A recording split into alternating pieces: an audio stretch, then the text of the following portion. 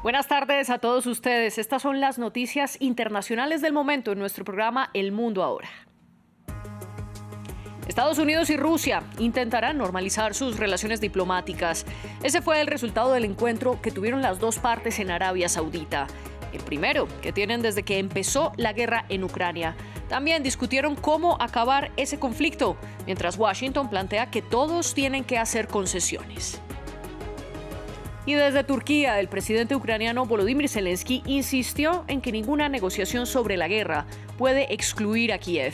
En rechazo a los diálogos entre Estados Unidos y Rusia, el mandatario, quien se reunió con su par Recep Tayyip Erdogan, canceló la visita que tenía programada para mañana a Arabia Saudita. Hamás liberará a más rehenes. Este jueves entregará los cadáveres de 4 personas que murieron en cautiverio y el sábado entregará a 6 secuestrados que están vivos. Además, las partes reanudarán las negociaciones para discutir cómo será la segunda fase del acuerdo del cese al fuego.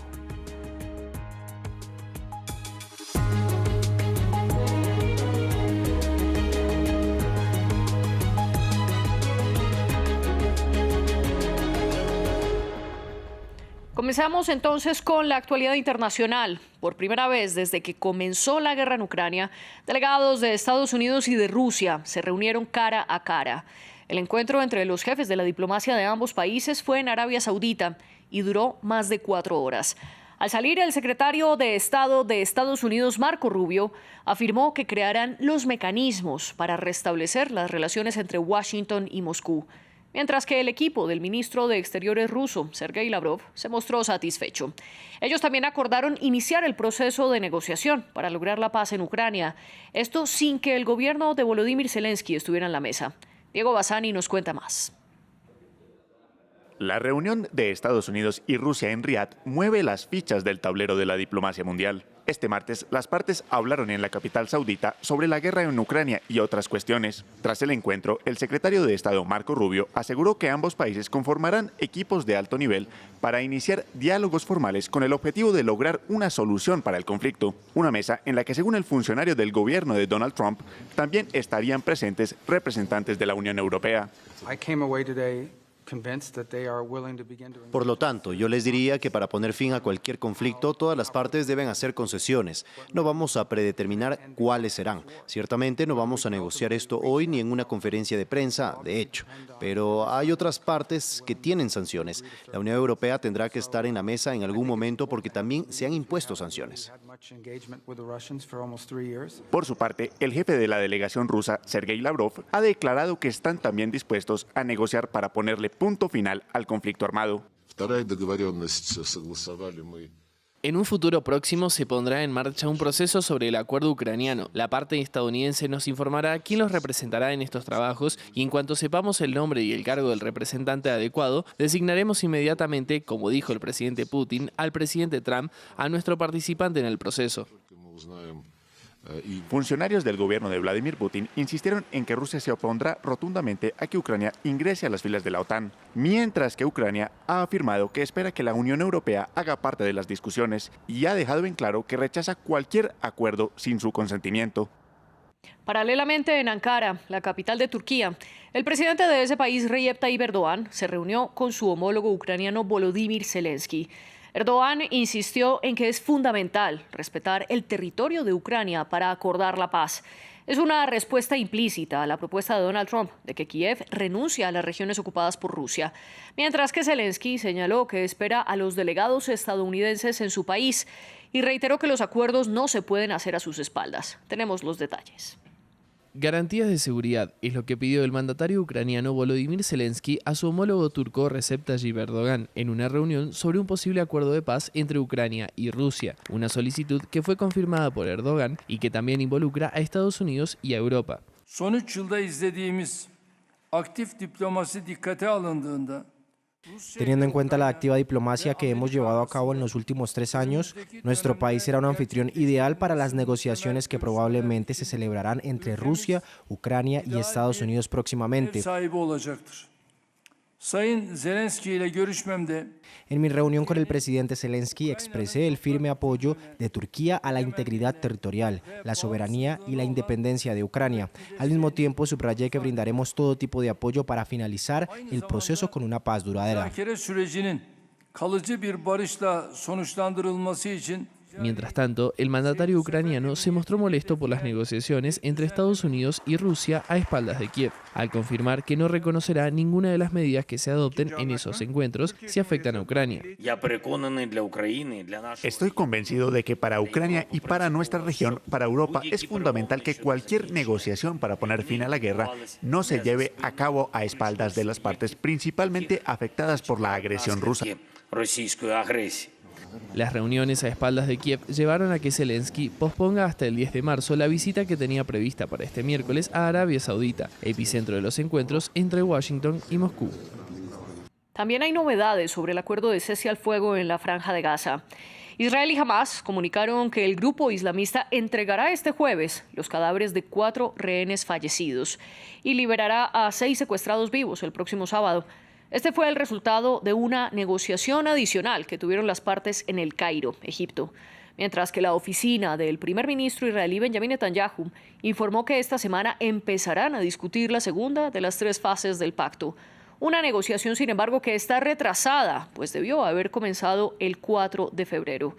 Dacil Lanza tiene la historia. Promedia el final de la primera etapa del acuerdo de cese al fuego entre Israel y Hamás, con expectativas respecto a la siguiente instancia. Hamás informó este martes los pasos a seguir. El movimiento y la resistencia ha decidido lo siguiente. Primero, entregar 4 cuerpos de los rehenes de la ocupación el jueves 20 de febrero, incluidos los cuerpos de la familia Vivas.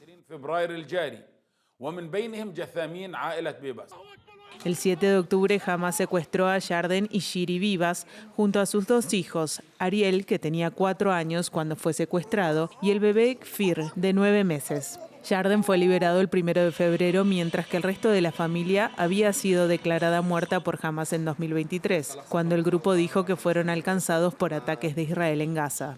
Desde entonces, Israel dijo que no podía comprobar la veracidad de esa información, pero manifestó preocupación por la integridad de la familia. Como parte de esta primera fase del acuerdo, que inició el 19 de enero y está vigente por 6 semanas, Hamás anunció también la liberación de 6 rehenes vivos el próximo fin de semana. Entre ellos, Hisham al-Sayed y Avera Mengistu, que estaban en Gaza antes del comienzo de la guerra. Las conversaciones para la segunda fase del acuerdo debían comenzar el 2 de febrero, pero Qatar, país mediador junto a Egipto y Estados Unidos, dijo que aún no comenzaron oficialmente. Hamás aseguró que están dispuestos a participar e Israel dijo que esta semana iniciarán las conversaciones, pero puso condiciones. Exigimos la desmilitarización completa de Gaza. No aceptaremos la presencia continuada de Hamás ni de ningún otro grupo terrorista en Gaza.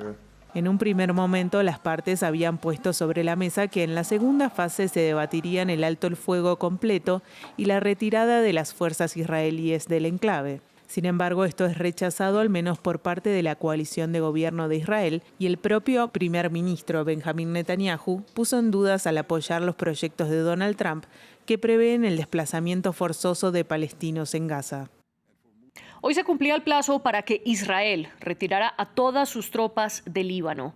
Pero el ejército israelí no cumplirá con este punto que acordaron en el cese al fuego pactado con Hezbollah en pasado noviembre. Por el contrario, anunció que parte de sus tropas permanecerán en 5 lugares estratégicos del sur libanés. Argumentan que es para garantizar la seguridad de Israel, pero para el gobierno de Líbano esto es una ocupación.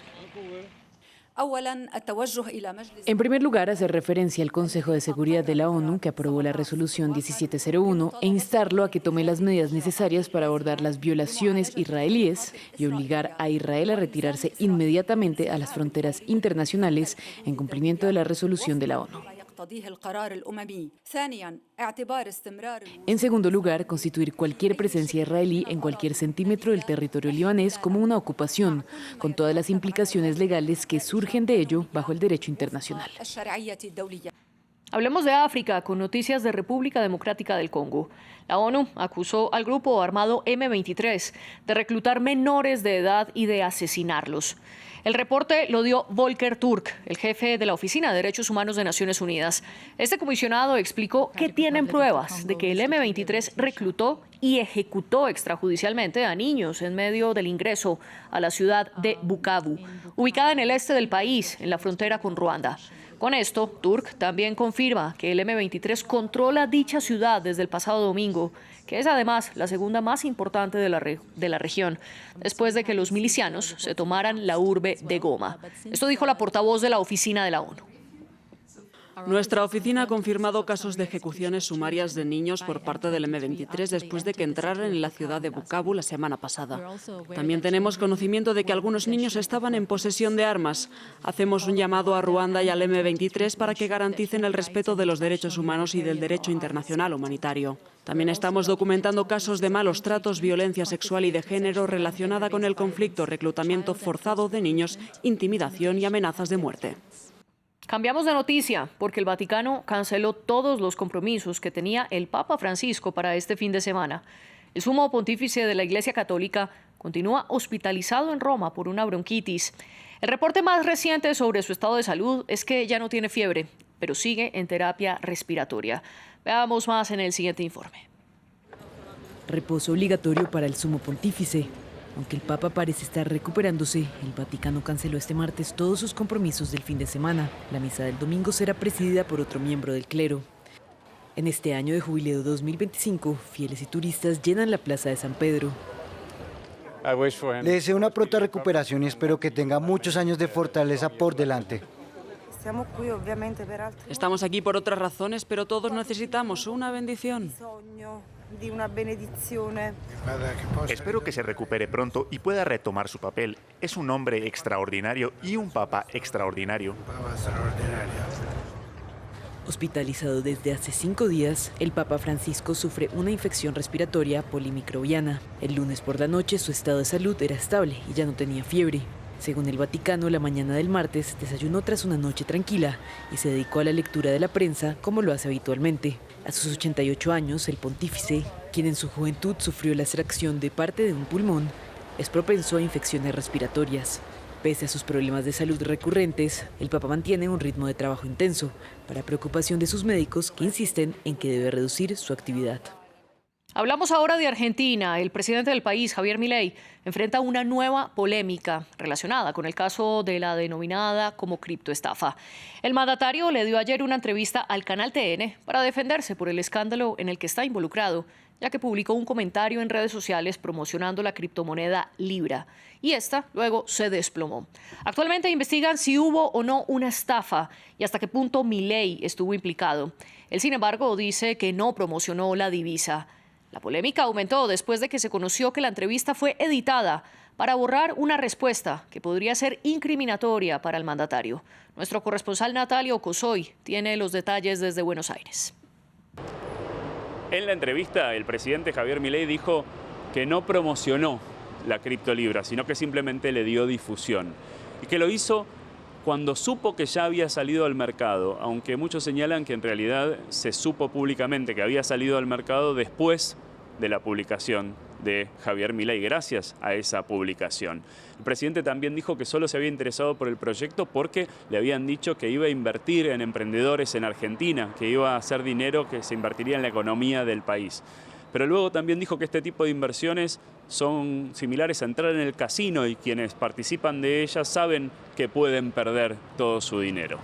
Y pasó algo más. En una versión que circuló por internet de la entrevista, había una parte que se ve que no fue editada en la que el presidente está tratando de explicar el nivel de involucramiento personal o de la figura presidencial en lo ocurrido, separando una de la otra, y se escucha una voz por fuera de cámara que interrumpe e ingresa. Se cree que es Santiago Caputo, el principal asesor del presidente, que le dice algo al oído, y el periodista Jonathan Viale interrumpe y dice sí, entiendo que eso puede complicar a nivel judicial, y luego se retoma la entrevista en otra dirección. Eso generó muchísima polémica en Argentina, en un contexto en el que Los mercados se han visto seriamente afectados, la bolsa ha caído aquí, las acciones argentinas han caído y también los bonos, y también da cuenta del efecto reputacional de lo que está ocurriendo, además de los posibles casos judiciales que podrían avanzar contra el presidente Javier Milei.